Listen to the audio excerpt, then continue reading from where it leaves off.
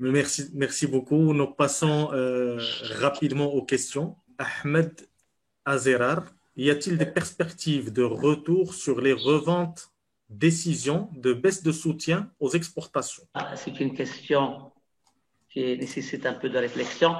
Vous savez que le gouvernement marocain a pris des décisions, des engagements envers des entreprises, des pays étrangers pour le respect de certaines conventions. Donc, la loi de finances 2020 a prévu des mesures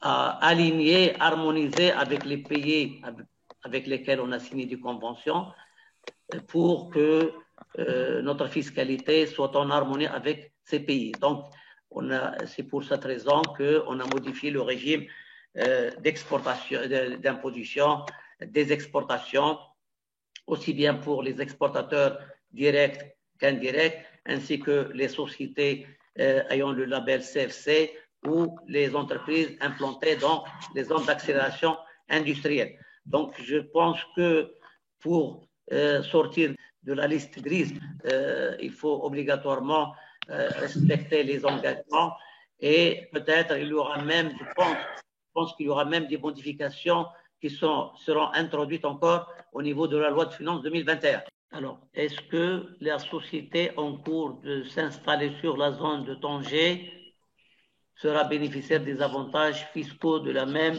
que la société exportatrice? Pour les sociétés implantées qui sont en cours d'implantation dans la zone d'accélération industrielle, ils ont déjà l'agrément et ils sont juste en état de construction, peut-être d'investissement à la construction, ça veut dire qu'ils sont éligibles, ils sont déjà implantés dans la zone avant le 1er janvier 2021. Lorsqu'ils s'implantent avant le 1er janvier 2021, ils bénéficient de l'ancien régime dérogatoire qui est l'exonération quinquennale suivie de l'imposition temporaire pendant 20 ans au taux de 8,75% en matière d'IS et un abattement de 80% en matière d'IR. Donc, les sociétés qui sont en cours d'installation dans la zone d'Angemed, je pense qu'ils vont bénéficier des mesures d'encouragement prévues pour je crois, il a parlé de Tangemed. Ah, Tangemed. Effectivement, Tangemed. Ah, Tangemed, ce n'est pas les zones d'accélération, pardon. Oui. Pour la zone Tangemed, Inch'Allah, la prochaine fois, Cédric, si vous pouvez noter, je ne dirai pas les zones franches d'exportation, pour ne pas dire n'importe quoi. Mais par contre, l'article, je ne me rappelle pas, l'article 6, je crois, prévoit l'exonération pour les sociétés implantées dans la zone de agence Méditerranée. Ils ont le même régime d'imposition que les sociétés implantées dans les zones d'accélération industrielle. Donc, finalement, ils vont bénéficier des mêmes mesures. Je pense, mais je dois m'assurer pour la prochaine fois. Est-ce que les sociétés de transport routier international ont le droit de demander le remboursement du crédit de la TVA sur les prestations qui sont... Bien sûr, le transport international, bien sûr, il bénéficie des mesures prévues par l'article 92. Ça veut dire qu'ils ont la possibilité d'acheter en suspension de TVA, ils ont la possibilité même d'acheter en exonération avec droit au remboursement de la TVA grevant les intrants. Ils sont éligibles au remboursement prévu par l'article 103, premièrement. Si vous voulez plus d'explications sur la TVA non apparente sur les produits agricoles destinés à l'exportation. La TVA non apparente, instituée par la loi de finances 2016, est étendue aux dérivés laitiers. Il a été institué par la loi de finances 2016 pour l'agroalimentaire et étendu aux entreprises, aux dérivés laitiers en 2018.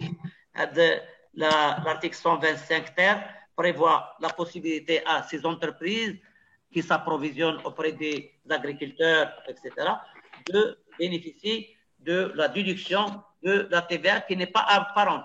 C'est une dérogation prévue par la loi. Normalement, pour qu'une TVA soit déductible, éligible au droit de déduction, il faut qu'il soit apparent.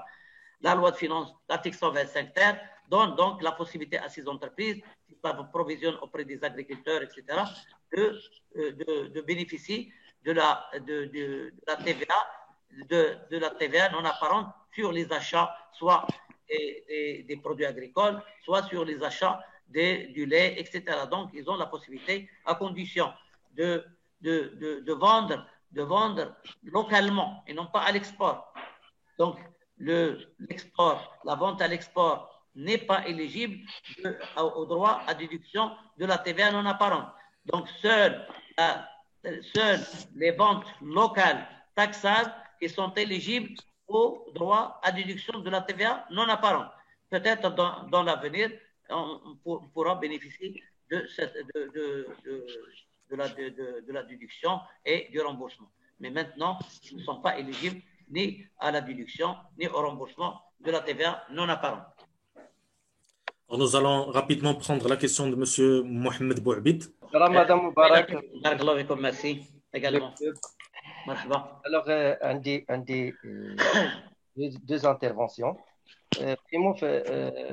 Avant, ça m'a la loi de les sociétés exportatrices, qui est l'association, la SMEX, l'Association marocaine des exportateurs, réclame avec la concurrence ou les incitations, les sociétés exportatrices, les qui connaissent la zone industrielle, la zone d'accélération industrielle, ont des avantages plus que les sociétés marocaines, les exportatrices.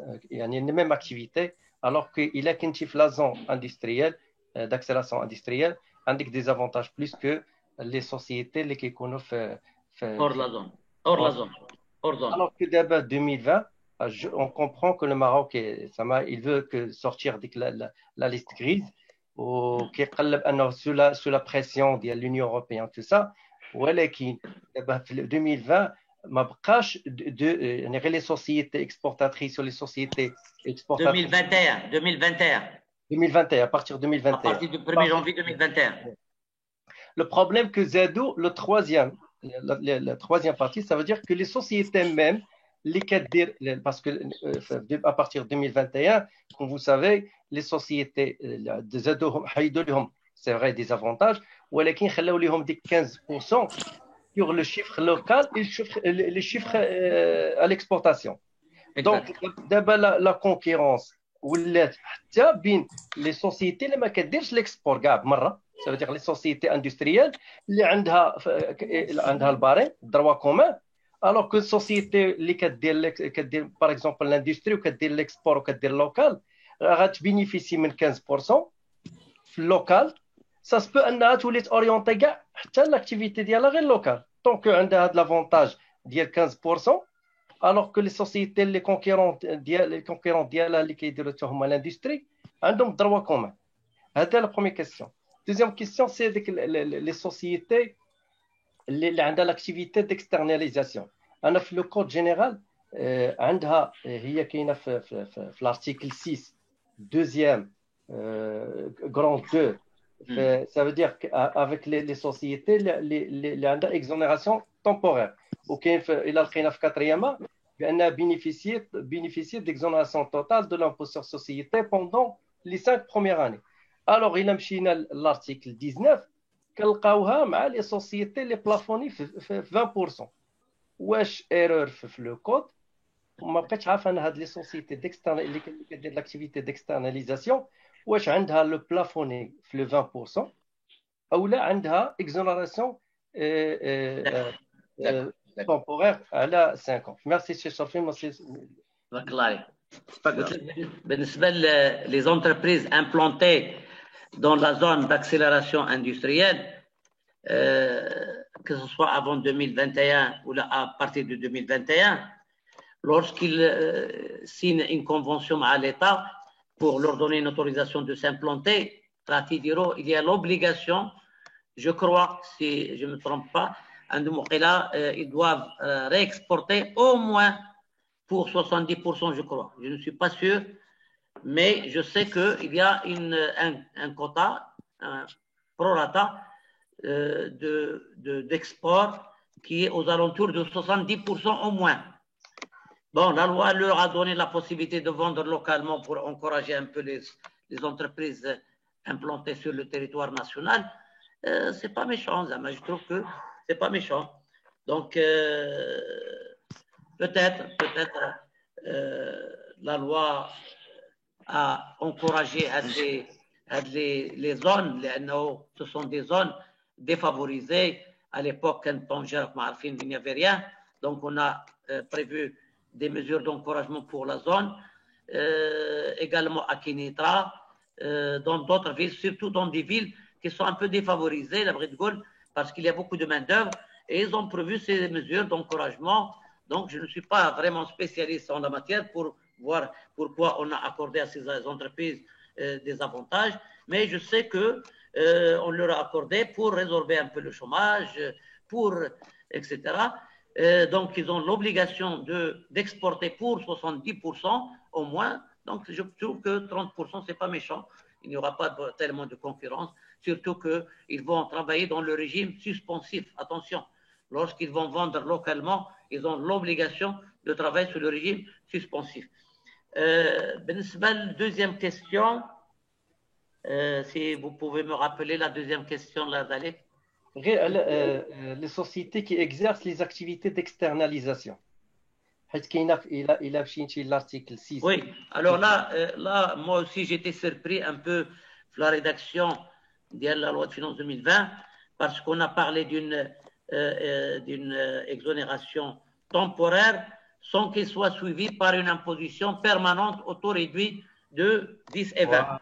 Alors que dans l'article 19, on est surpris qu'on trouve que les sociétés d'externalisation sont éligibles au taux de réduit à compter de la 6e année sans limite de temps.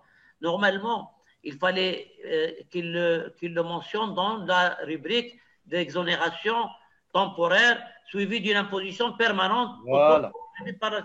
Donc, peut-être il y aura une modification qui sera introduite au niveau de la loi de finances 2021. Moi aussi, j'étais très surpris par la disposition à laquelle, malheureusement, c'est pas facile. Donc, on a soulevé deux points. Donc, il faut modifier l'article 6. Quant à l'article 19, il est bien. Donc, l'article 6, il faut qu'ils ajoutent la mention exonération temporaire suivie de l'imposition permanente au taux réduit. Donc, il faut un petit reclassement de la disposition. Merci, M. Sophie. Merci, M. Abid, pour la question. Merci, Sophie, pour avoir répondu. Alors, nous avons une autre question. Une question écrite depuis Facebook de la part de Mohamed Mzour. Pourquoi le quota est accordé aux sociétés implantées dans les zones d'accélération et pas dans les autres sociétés exportatrices? Je ne peux pas, franchement, ça me dépasse de la question, Anama. Je ne suis pas vraiment... peut-être la prochaine fois, Inch'Allah. C'est la politique du gouvernement. Politique gouvernementale, oui, c'est la politique du gouvernement. On a dit... le but principal, c'est de ne pas concurrencer le territoire national. Donc, ils ont l'obligation d'exporter. C'est pour ça qu'ils ont prévu un quota. Mais s'ils vont vendre localement une société implantée à Kénitra, qui se trouve mitoyen avec la société implantée dans la zone, qui vend la totalité de la production localement, il y aura une concurrence déloyale. Donc, le législateur a institué le quota pour qu'il n'y ait pas de concurrence. Et pour qu'il y ait aussi rentrée de devises, surtout. Donc, résorption du chômage, rentrée de devises, pas de concurrence. Mais franchement, je ne suis pas tellement dans la politique pour pouvoir répondre à cette question. Désolé. Alors, nous avons une autre question, cette fois-ci une question écrite sur Zoom. Est-ce qu'une société marocaine a le droit de comptabiliser les charges supportées par son établissement au Mali sans pour autant déclarer le chiffre d'affaires réalisé dans ce pays, c'est-à-dire au Mali? La territorialité, lorsqu'une société résidente au Maroc qui a une succursale, un établissement stable à l'étranger, le produit généré par l'établissement étranger n'est pas n'est pas imposable au Maroc. Puisqu'il n'est pas imposable, ça veut dire le produit est à déduire, donc les charges sont à réintégrer. Si le produit, s'il n'a pas d'établissement stable à l'étranger et que l'entreprise marocaine va réaliser le travail, le travail, donc le chiffre d'affaires sera rapatrié au Maroc, il sera imposable au Maroc avec droit à déduction, avec droit d'imputation de l'impôt étranger, à condition qu'il y ait une convention qui prévoit le droit d'imputation. Donc finalement, dans ce cas-là, les charges sont déductibles. C'est le régime droit commun. J'espère que cette réponse répond à la question de M. Hassan Ouaziz. Alors, on en a une autre de la part de Mohamed Ajrmoun.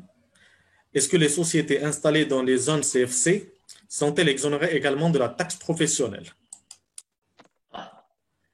Je n'ai pas vu dans la loi 4706 l'exonération des sociétés implantées qui ont le statut de CFC. Par contre, j'ai vu une question, la même question pour les zones d'accélération. Alors, la loi 4706 relative à la fiscalité locale prévoit l'exonération de 15 ans pour les entreprises implantées dans les zones d'accélération industrielle. Quant aux sociétés implantées dans les CFC, il n'y a pas à ce jour d'exonération prévue pour des sociétés en matière de taxes professionnelles. Merci, Maître Cherfi. On passe à la question suivante. Alors, nous avons une question de Fiska Aunout. Comment comptabiliser la TVA non apparente, sachant qu'elle est forfaitaire? De même article 118 stipule que la TVA exclut du forfait. Comment comptabiliser la TVA non apparente, sachant qu'elle est forfaitaire? De même article 118 stipule que TVA exclut du forfait. Je n'ai pas tellement compris, mais je vais répondre juste pour la comptabilisation de la TVA non apparente. Lorsqu'il parle de l'article 125 terre, l'article 125 terre prévoit une dérogation pour la déduction de la TVA non apparente. Alors, lorsqu'il est récupérable, bien sûr, soit on comptabilise la TVA non apparente dans le compte de produits non courants, on débite TVA récupérable non apparente par le crédit de la TVA du produit non courant, ou du compte principal, c'est-à-dire le compte de charges appropriées, tel que par exemple achat de matières premières, si ça concerne le même exercice. Si ça se trouve, si c'est la TVA non apparente du même exercice, on peut créditer les comptes appropriés. Les comptes appropriés, c'est-à-dire les comptes achat de matières premières, les comptes achat de fournitures, etc. Donc, tous les intrants, je peux créditer les comptes appropriés pour dégager uniquement le net après avoir déduit la TVA. Parce que la TVA récupérable, normalement, il ne doit pas rester inclus dans le prix d'achat. C'est pour ça qu'il faut l'extrapoler du prix d'achat. Mais si c'est difficile de l'extrapoler, on peut utiliser le compte de produits non courants. Si Alaoui, je pense qu'il y a une question de Mme Siham. Il insiste oui, j'ai vu, sauf que je ne vois sa question. Sauf que je ne vois pas sa question. Voilà, je peux lire la question rapidement. De reposter. Alors, oui. Bonjour. Peut-on demander le remboursement du crédit de TVA pour sociétés exportatrices à prépondérance immobilière, c'est-à-dire TVA liée à l'acquisition des biens immobiliers? Immeubles. La question claire, c'est Cherfi? Oui, je n'ai pas compris la prépondérance immobilière. Donc, la société a deux activités finalement. Elle a l'activité d'exportation d'exportation de biens ou de services, et elle a l'activité de location. Donc, deux activités. Lorsqu'on dit prépondérance immobilière, ça veut dire que l'entreprise en question, elle a beaucoup de biens immeubles, des terrains, constructions qui ne sont pas affectés à sa propre exploitation. Ça veut dire que ce sont des immeubles de rapport. Lorsque sa société a la prépondérance immobilière, elle est dite société à prépondérance, ça veut dire qu'elle est soumise au régime de droit commun. Maintenant, s'il réalise des opérations d'exportation telles que définies à l'article 92, automatiquement, il bénéficie du remboursement du crédit de TVA. Seulement, s'il a la prépondérance immobilière, ce que je comprends, ça veut dire qu'il a des activités peut-être hors champ. À moins que si la location est équipée et est taxable, dans ce cas-là, il a toute l'activité taxable, dans ce cas-là, il n'y a pas de prorata. Par contre, s'il a deux activités, une taxe exonérée, export, et une hors champ, la location par exemple, dans ce cas-là, il faut appliquer la règle d'affectation, c'est-à-dire la TVA grevant les achats des intrants affectés à l'export sont récupérables 100%. La TVA grevant les achats de biens ou de services affectés à la location sont comptabilisés TTC, puisqu'il est hors champ. Et les biens à usage mixte, on applique la règle du prorata. Donc, l'entreprise, lorsqu'il va demander le remboursement, il aura dans le tableau de déduction deux pourcentages. Le pourcentage de 100% de la TVA grevant les intrants afférents au chiffre d'affaires export, exonéré avec droit à déduction et au remboursement, et il aura, pour les biens et services à usage mixte, un pourcentage de déduction qui est calculé annuellement en fonction du chiffre d'affaires réalisé à l'exportation au numérateur par rapport au chiffre d'affaires total. Donc finalement, il va appliquer la règle et d'affectation 100% et la règle du prorata. Et il est éligible au remboursement puisque l'article 103 n'a prévu l'exclusion que pour les entreprises exportatrices de méthodes de récupération. Quant aux entreprises exportatrices de biens, que ce soit meubles, de produits ou de services, ils bénéficient de remboursement aussi bien de la TVA grevant les achats non immobilisés que les biens d'investissement. Alors, il a posé la question pour les biens d'investissement. Pour la TVA grevant les biens d'investissement, il a le choix entre trois remboursements. Soit remboursement prévu par l'article 103 premièrement, c'est-à-dire au prorata du chiffre d'affaires réalisé à l'exportation. Soit il peut bénéficier du remboursement lorsqu'il est en début d'activité. Article 103, troisièmement. Dans ce cas-là, il va bénéficier du remboursement de la TVA grevant l'investissement. Soit l'article 103 bis, tel que défini par la loi de finances 2016, c'est-à-dire les biens d'investissement sont éligibles au remboursement, même en cas de non-exportation. Même pour une entreprise non exportatrice, elle est éligible au remboursement du crédit de la TVA grevant l'investissement. Bon, il y a des exclusions, mais je crois qu'il a des biens immeubles, je crois. Et attention, lorsque vous acquérez avec droit à déduction, droit à déduction ou en exonération, vous avez l'obligation d'affecter le bien immeuble à la réalisation des opérations taxables. Ça veut dire que vous n'avez pas le droit de l'affecter à des opérations exclues du droit à déduction, hors champ ou exonérées son droit à déduction. Merci beaucoup, Maître Sharfi. Alors, nous allons encore une fois prendre une autre question de Facebook. Pourquoi? Alors, la question vient de M. Baïsal Hussein. Pourquoi le décret fixant les modalités de bénéfice de l'avantage fiscal pour les exportateurs indirects n'est pas publié à ce jour, même si que le dispositif a été institué depuis 2017?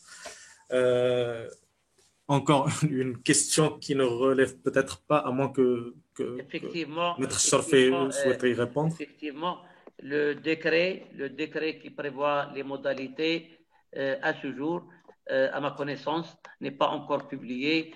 Et bien sûr, tant que les mesures, le décret n'a pas vu le jour, en principe, la loi n'est pas applicable. J'espère qu'il n'y a pas un oubli. Donc, le Conseil de gouvernement, le secrétariat du gouvernement, on doit le relancer peut-être. C'est vrai, je n'ai pas vu à ce jour ce décret qui prévoit les modalités de fourniture des documents justifiant l'export. Exact. Merci beaucoup. Alors, on va prendre une autre question de C. Mohamed Al-Allawi. Alors, quelles sont les formules de cohérence possibles pour une entreprise exportatrice afin d'éviter les problèmes fiscaux? Ouais, les formules de cohérence, le droit commun pour toutes les entreprises, pas seulement aux entreprises exportatrices. Les formules de cohérence, depuis la mise en place du système informatique, il faut introduire dans le logiciel, dans votre logiciel, des formules de cohérence. Il faut voir avec l'informaticien d'introduire ces formules de cohérence. Ben, les formules de cohérence, si je ne me trompe pas, ils sont aux alentours de 400 à peu près. Déjà, dans les réseaux sociaux, il y a les 200 formules qui se trouvent dans les réseaux sociaux. Donc, moi, j'ai essayé d'ajouter encore d'autres formules. Peut-être je vais atteindre les 400. En ce qui concerne les entreprises exportatrices, d'abord, il faut qu'il y ait cohérence entre le chiffre d'affaires CPC et le chiffre d'affaires tableau 15. C'est la première formule de cohérence. Chiffre d'affaires CPC avec le chiffre d'affaires tableau 15. C'est une obligation. Ou bien sûr avec le chiffre d'affaires déclaré dans la déclaration de résultat fiscal ADM 020 ou ADP 010. La formule de cohérence dit les pourcentages dégagés du tableau 15. Il faut qu'il soit cohérent avec la déclaration ADM 020 ou ADM 010. Donc, il faut ADP 010. Il faut qu'il y ait cohérence des pourcentages. Également, le chiffre d'affaires déclaré dans le tableau C4 de devises. Dans le tableau C4 de la liasse comptable, il y a un chiffre d'affaires des opérations réalisées en devises. Donc, il faut qu'il soit cohérent également au chiffre d'affaires CPC. Ça, c'est très important. Le reste, c'est le droit commun. Je n'ai pas pensé à cette question, mais je pense que le reste, c'est le droit commun. C'est-à-dire, le chiffre d'affaires CPC doit coïncider avec le chiffre d'affaires bilan de TVA, avec l'ajustement. La fameuse formule que vous connaissez, chiffre d'affaires CPC, plus TVA figurant sur le tableau 12 de la TVA, plus les variations clients régime d'encaissement, etc., plus les avances qu'il faut se rapprocher au chiffre d'affaires déclaré à la TVA lorsqu'on est soumis au régime d'encaissement. Si on est soumis au régime de débit, ben, il suffit de prendre le chiffre d'affaires CPC avec TVA figurant tableau 12 TVA, ajusté par le biais des avances clients. Ben, le reste, c'est le droit commun. Le reste, c'est le droit commun. L'essentiel, c'est que le chiffre d'affaires CPC soit cohérent avec tableau 15, avec le détail CPC et avec le tableau C4. Alors, nous allons encore prendre une dernière question. Oui. Une question qui nous vient de Facebook. Fleur de Prairie. Bonjour, s'il vous plaît. Quel est le sort de la TVA sur une avance, produit non livré? Il n'y a aucune livraison, autrement dit, Arbonne, merci. L'article 95 du Code général des impôts. L'article 95 qui prévoit le fait générateur d'imposabilité des opérations en matière de TVA. L'article 95, le fait générateur, c'est l'encaissement, total ou partiel. Donc, c'est le régime de droit commun. C'est le régime de droit commun. Ça veut dire, même si on ne fait rien, ni la déclaration d'existence, ni aucune demande, nous sommes soumis au régime de droit commun qui est le régime d'encaissement. Et qui dit encaissement, l'espèce, relevé bancaire, etc. Par contre, le même article prévoit la possibilité pour une entreprise assujettie à la TVA d'opter volontairement pour le régime des débits. Pour le régime des débits. Qu'est-ce qu'on entend par débit? Ça veut dire c'est la facturation accompagnée de la livraison. C'est-à-dire les produits livrés. Les produits livrés. Donc, s'il n'y a pas de facturation, on va taxer la livraison.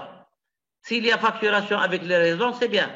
Donc, finalement, le régime de débit, c'est le régime de débit client, que ce soit client facturé ou client facturé à établir, c'est-à-dire les livraisons non facturées à la fin de la période, mois ou trimestre.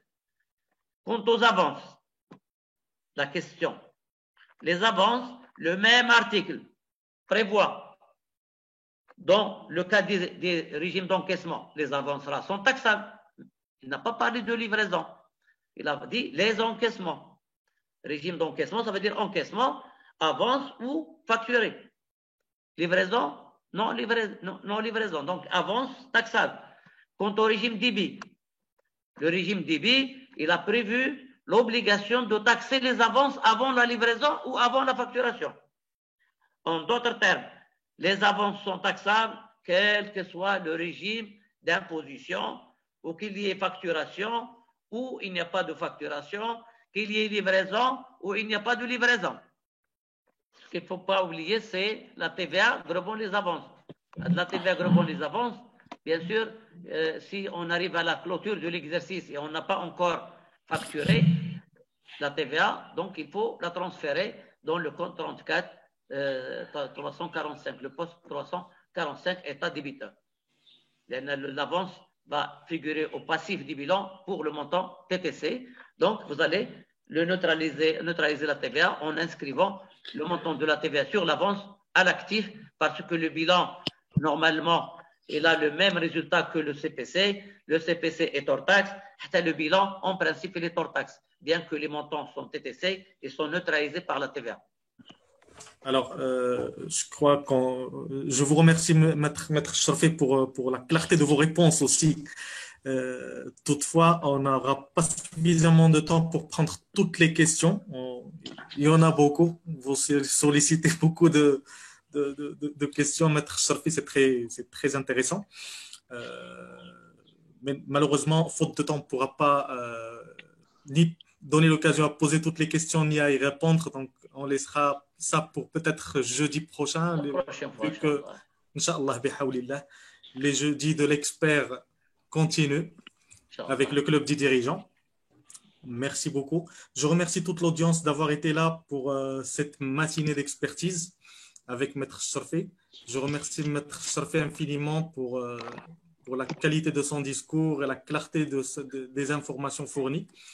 Je vous remercie au nom du club des dirigeants, toutes les personnes qui nous ont suivis sur Zoom, mais aussi sur Facebook. Cédric? Oui, merci beaucoup. Merci, Cherfi. Merci, chers participants.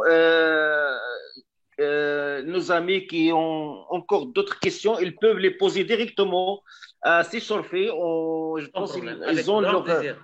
Sans problème. Il est très serviable, il est très souple, il est très réactif. Et aussi professionnel, donc vous pouvez le contacter à n'importe quel moment, soit via les réseaux sociaux, soit via son numéro de téléphone. Je pense que les coordonnées sont partout, il ne cache rien du tout, donc il partage tout, donc vous pouvez le contacter à n'importe quel moment, il sera certainement à votre disposition, et je vous dis à très très bientôt. Merci encore une fois, c'est Cherfi. Je vous donne rendez-vous aussi le jeudi prochain à 11h, la même heure, avec notre cher expert c'est Cherfi Mohamed. Merci. Est-ce que vous avez un dernier mot à... J'espère qu'on se retrouvera la semaine prochaine pour un autre thème, Inch'Allah. Et je vous remercie tous. Merci. Merci à vous tous. Merci et excellente fin de journée à tout le monde. Merci beaucoup.